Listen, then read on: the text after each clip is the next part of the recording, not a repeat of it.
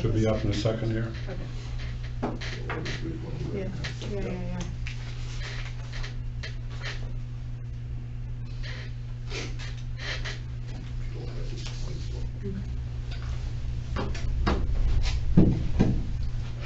Go on, Commissioner.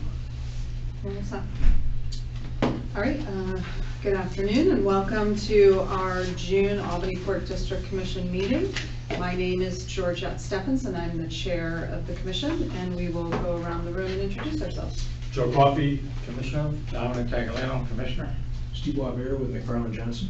Megan Daly, Director of Economic Development and Procurement. Annette Gasperry, Port of Albany. Dave Williams, Security for the Port of Albany. Patrick Jordan, General Counsel. Lynn Zaranda, CFO for Hire. Richard Hendrick, Port CEO. So, before we get started, there's a couple things I just wanted to commend the staff on. The Port Industry Day was phenomenal. I know, Joe, you were able to be there as well. We had a super great attendance. A couple things, we are celebrating our 90th anniversary of being chartered, being put into place, so that's really exciting. We had, we believe, our highest attendance yet at Port Industry Day, and I don't know if you've had a chance to see the new annual report, but it came out incredible. We continue to year over year really elevate, I think, our standing nationally and internationally, as well as Port Industry Day. We also launched our new website, so that's really exciting, and I think our materials, our marketing presence is now matching the level of the work that we're doing here at the port. I think people were really impressed with the turbine that was in the warehouse and being able to see that, and really impressed with the tour that they took afterwards, and the amount of work that the $50 million maritime investment we're making here is really yielding and going to continue to bring. So also the town supervisor, David Van Loopen, it was really exciting to hear him and the positivity that he and the town of Bethlehem feels about our expansion. So it's an exciting time, and so thank you all for your efforts there. And Rich, you did a really great job with your speaking, and Mark Lockwood was phenomenal. So great effort by all that I think was really well received. So in your packet you have the minutes from the May 14th meeting. If there's no changes, I'll take a motion to approve the minutes. Second. All in favor? Aye. All right, and I'll turn it over to Rich. Thank you. Most of what I was going to say has already been said. Oh, sorry. But it was a great effort by the entire team on putting on the Port Industry Day, and I appreciate the fact that the commissioners were able to set aside time in their busy schedules to attend. Following the meeting, I had some discussions with Barton Mills. They're watching very closely the progress of the dock down below, and met with FMT, myself, and Arden. We're looking at some expansions down there and increasing their abilities with an offloading platform, hopefully in the very near future. That'll benefit everybody with working hours, with our ship calls, and with cargo coming across the dock. They're going to plan to import the grain by water, as opposite of in the past where Cargill exported it. As Georgette said, the new website is up and running. It was turned on Thursday of last week. The work that Megan and Annette did with Overrid and designing that, with the assistance of that National Grid grant that we got, is proven to be great. The functionality of the website is good. If you get a chance to visit it, and it is still having some minor changes made to it, but all in all, it's a very nice site. And yesterday, Sunday, the 16th, we posted the position for CFO. It's posted at the Chamber of Commerce, the Center for Economic Growth, and it's in the Times-Union. That's about it for now. Is there any thought to recruit on a wider scale than where we advertised at? I talked with a couple of our advisors, Bill Kahn, Lynn. We feel with that and the word of mouth that we were getting a pretty wide net. We had also looked at a couple of the Monster and all of that, and didn't get great reviews from the people who were working with us on the quality of the submissions we were going to get. Are there any? It's going to be posted for a while. Is there any recommendations? Well, I guess my concern is that sometimes we're very parochial, and it might help at some point to broaden the pool. What? We have the same thing. We keep going to the same pool of candidates, and at some point there might be I'm just putting it out there. There might be other venues or agencies that we can reach out to and get it out there more. I thought about posting in the AAPA. They do a weekly update email and with job postings and that.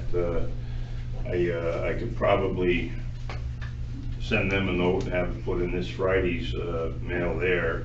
That goes internationally, but at the same time, I don't know if a lot of port authorities that would be looking at that are as well versed in our authorities budget office requirements, our own state requirements, but certainly it can't hurt to get a wide.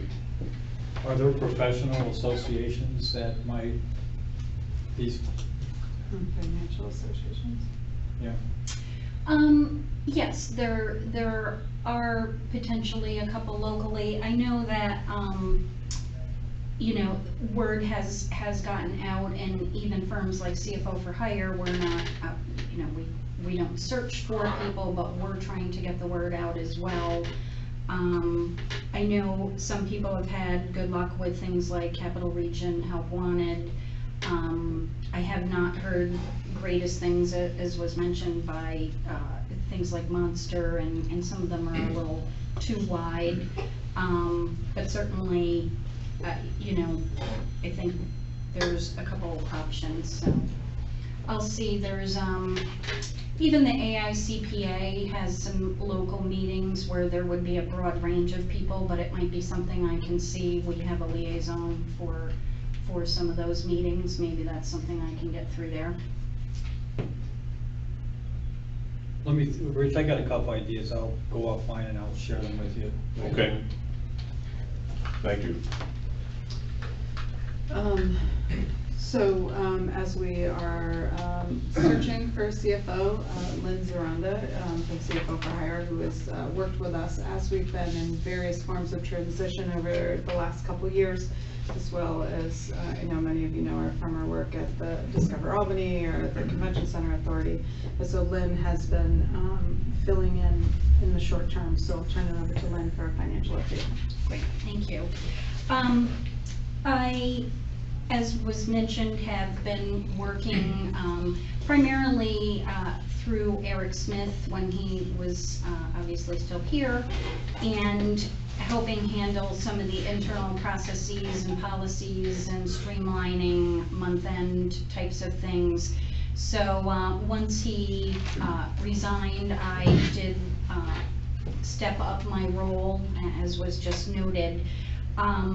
As I think you're aware, I came to last month's meeting, and one of the observations that I had from that meeting really related to improved forecasting, especially given all of the irons in the fire right now with a lot of very large projects.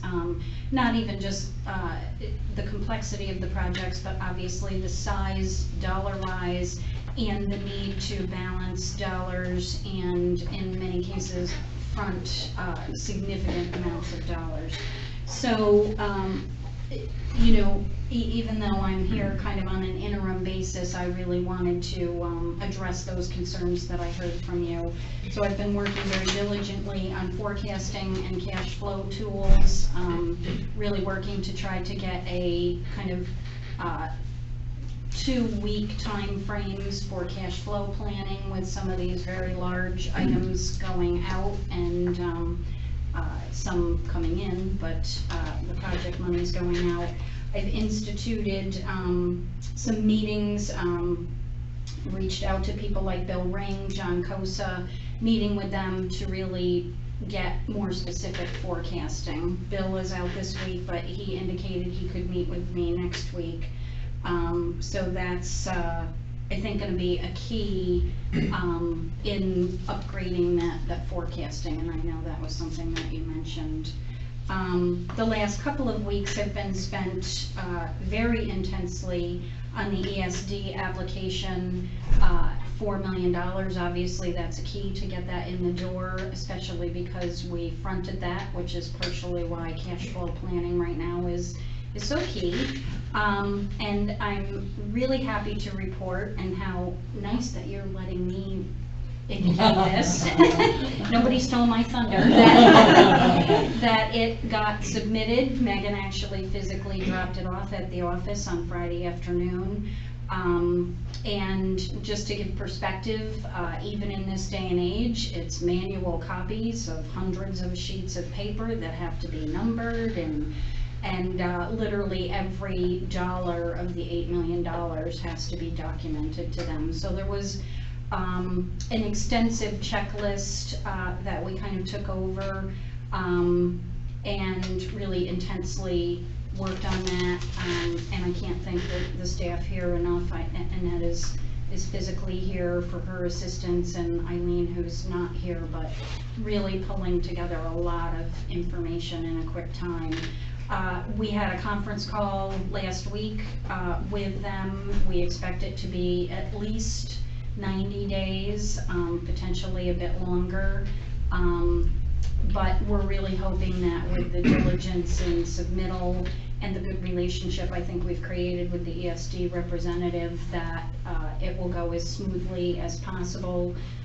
She's right on board with trying to kind of review things and get them in order that she knows the comptroller's office is favorable to, and so forth. So I think we have a really good team member on the other side of that process.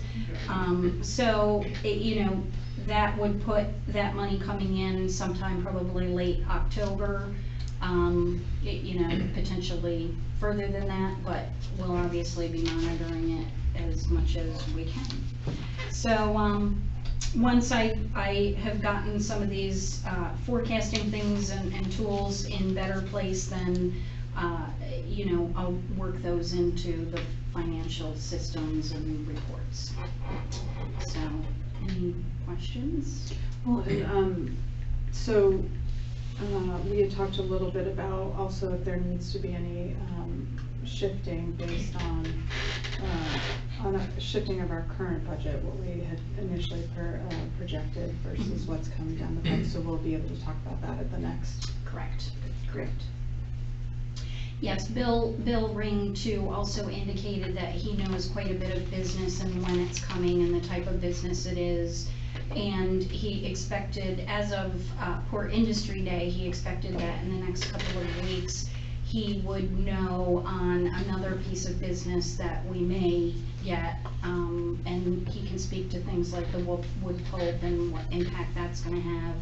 Meetings with John Cosa for project purposes, meetings with Megan and Rich on some of the project work and things of that nature. So I really want to bring that together because I think, to your point, it's, you know, we're about halfway through the year, and again, there's one of the things I've learned very quickly, even despite working on some other larger projects, you know, those $600,000 bills or so come in when you're pouring a large amount of concrete. So I want to make sure we can keep the flow going. Does anyone have any questions for them? Thank you, I appreciate it. Thank you. All right, Rich, board expansion update. So at last month's board meeting, we had talked a little bit about the work we were doing, and the board had actually asked if we could create a separate either file or Dropbox with all of the materials. So in talking with Steve Boisvert, who's our lead engineer on the project, about fulfilling that, we actually thought this would also be a good time frame to come in and update the board on what we've achieved and what the time frame is for the rest of the year on fulfilling, especially the town of Bethlehem and the state review process. And Steve had said it's no problem, that the team will set that up, so probably shortly after this meeting, all of that will be there, but this will give a bit of an overview and guide of what materials will be, what it's fulfilling, and what comes next and what we can expect. It was also really, sorry to jump in, but it was really nice when we were on the boat and Rich was sort of talking about seeing our existing port from the riverside, but then also down, and to see our logo on the land and to see some work happening, which was permitted to be happening. The Marmor piece, to see them working, it was, I think, very exciting for the people on the boat to see that. Good. And that's maintenance and operations too, helping with things, with the signs and with some of the stuff happening there, but some of the other stuff that Steve will talk about. Sure, all right. That's good. Well, thank you for inviting me again. The last time we met was at your March meeting, and at that time, we were just finishing up the public comment period for what's called the scoping document. So that's basically the outline of the DGIS. And I'm happy to report that the scoping document has been approved, and in early April, we started in earnest conducting our technical studies with regard to traffic, stormwater, physical analysis, the visual impact, etc. And so we have submitted, at the request of the planning board, sections of the report that are completed, so they have time to review sections and not get one really long and thick, 5-inch 3-ring binder document to review at once. So they're reviewing it in sections as we get them completed. We have completed the drainage report, our historic and cultural resources report, community character, emergency services, recreation and open space, our traffic impact report, and our stormwater report. And they've all been submitted and reviewed, and most sections have been accepted for completeness. The traffic report has some minor issues that they would like us to address as it relates to being complete. And we have since completed all of our field testing. You saw the very last remnants of it on Thursday, where they were testing the soils of the dredge material in the event that we go for a wharf. We do expect that report late this week, early next week, and then that will address and finalize our soils, geography, and topography section. We've finalized our visual impact assessment and our wetlands report, and basically the balance of the DGIS will be submitted this week, except for maybe the soil section when we look at the results there. In April, we met with SHPO, and they had some concerns with regard to being able to see the site from across the river along American Oil Road. We demonstrated that you cannot, and therefore they have given us a clean bill of health on the project to move forward. And we also met with the DEC and the Army Corps of Engineers on May 13th, in which they confirmed and verified that our wetland delineation work on site is complete and accurate also. So those were prerequisites of finalizing our sections. We also met with the planning board on June 4th and gave them an update on where we were, just like we're presenting here, and outlined a schedule that we anticipate that we'll submit the balance of the report this week or the next week and a half. They will review it, get back to us, and we're earmarking a August public hearing for the project. That will then basically conclude the draft generic environmental impact statement section, and then we will proceed with preparing a final environmental impact statement. And the final will comprise of addressing any public comments that we receive during that process.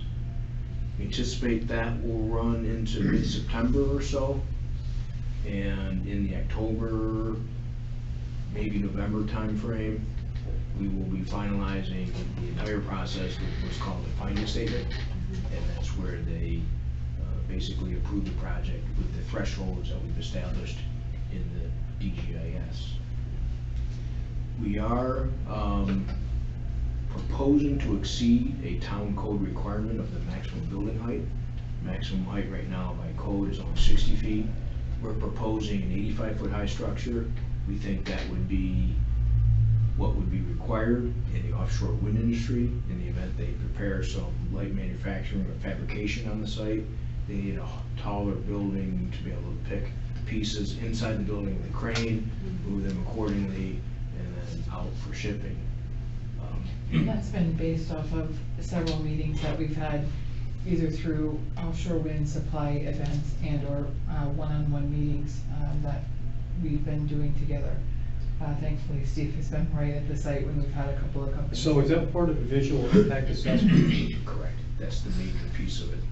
The good news there, though, is PSG Power Plant, their buildings are 145 feet high, their towers are over 200 feet tall. We have some towers on stacks on our site, existing port property, that are 90 feet high. So the surrounding area and the characteristics of the neighborhood, there's taller buildings. So it shouldn't be an issue from an impact standpoint.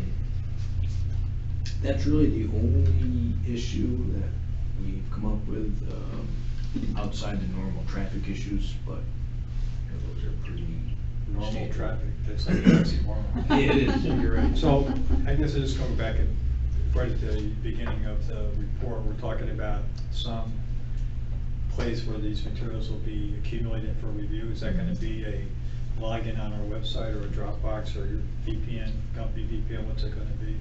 So any way you'd like, we have the ability to create a SharePoint site where we would it would be very limited access to who can see that report. It's based on email. Certainly can plug everybody in there. We could set up a part of the port website that would be secure for only certain people. Very flexible and whatever is easiest. Well, it's a lot of information, so just in case we do get, in our wanderings, get asked about it, it's helpful to have some knowledge base to respond to. Absolutely. Do you have a preference on how? I had simply been thinking Dropbox, but if you have a preference. It's one and the same. We could do Dropbox too, but we do have a SharePoint software program that we actually insert your email. It's only your email, and it's limited to only those folks that we want to have access to that. And we can certainly set that up, and I'll let you know. I'm reading SharePoint for work. Okay. SharePoint. Sure. Yeah. Okay. And I'll get with Megan on who that email list should be, and we'll set that up on short order.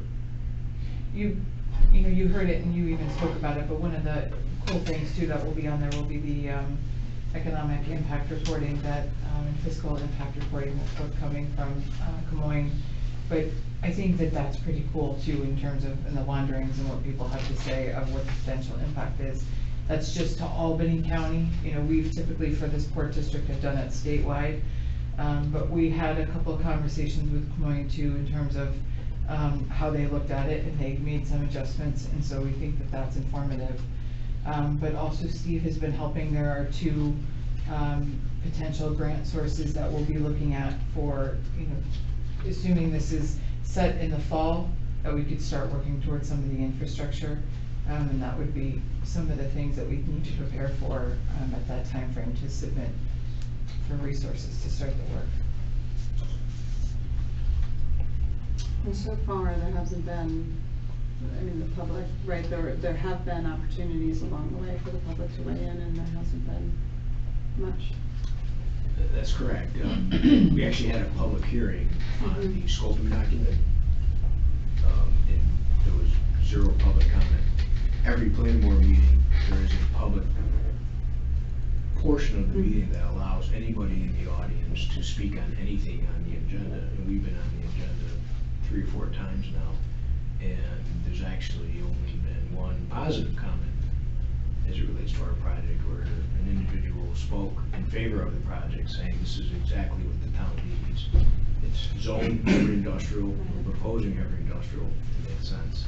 There's been a good amount of people in the audience too at times. There's been interest, but, so we feel like that's been good, and that's the feedback we're getting from their side So too, yeah. we still have the big public hearing, which is the public hearing and the document to address, but. And the planning board has seemed favorable all along as well, right? Yeah, they've had specific questions or suggestions, but generally, yes. It's supportive, yeah. Yes. Yep, in general. Any other questions for Steve? No. Great, thank you. Thank you. Thank you. We appreciate your time. So Tony's not here. Just a, quick overview of the ship's ports and tonnage. As we've said all year, the project portion of the port's work has been down. It's shown in the number of ships. We're down 13 ships and barges from this point last year, but the bulk of that was the project cargo. And if you look at the manpower longshore hours, if you threw out the one outlier from last year, which was a historic month for longshore labor in the port, even if you just took 9,000 hours off of that total of over 12,000 last month, this year is running above what last year was at this point. The terminal work continues to be strong. Bill and I have attended that wind energy conference where we had a lot of positive talks with shippers. We're looking at, and as Lynn alluded to, we're meeting next week with Bill to discuss some expanded wood pulp and project cargo. So I think that when we get to the midway point, we'll have a better idea. But as I had said to Georgette, at this point, there's really no need to do any adjustments as to what we put together last September as an outlook for the 2019 year. Following our talks with Bill, and if things, for some reason, between when we spoke in May and at the Wind Energy Conference and the end of this month when he gets back from the RICA meetings, things do not pan out, then I would certainly recommend that we make some budget adjustments. Anyone have any questions for Rich on? If we're looking at making what budget adjustments, what categories of expenses might we have available to limit in the last 6 months of the year? The wharfage, if we do have to adjust, and I'm sorry I don't have the exact number that was projected in the budget at this time, but the wharfage charges, if we did have to downward adjust, we would, I think, be able to make up, and not only the rent revenues that have been increasing because of the CPI, but also we can limit some expenses on non-emergency or non-mandatory purchases through 18 or through 19 to be able to handle any adjustment that may be needed.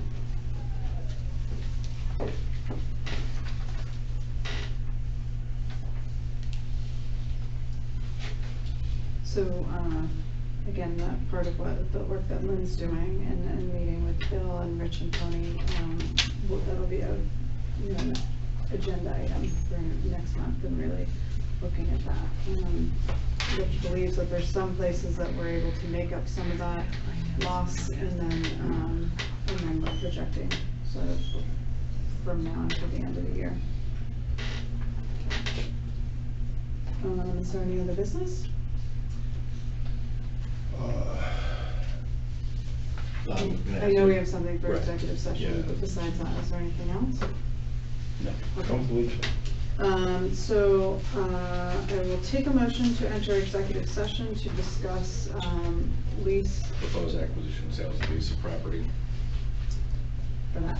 So moved. Second, all in favor? Aye.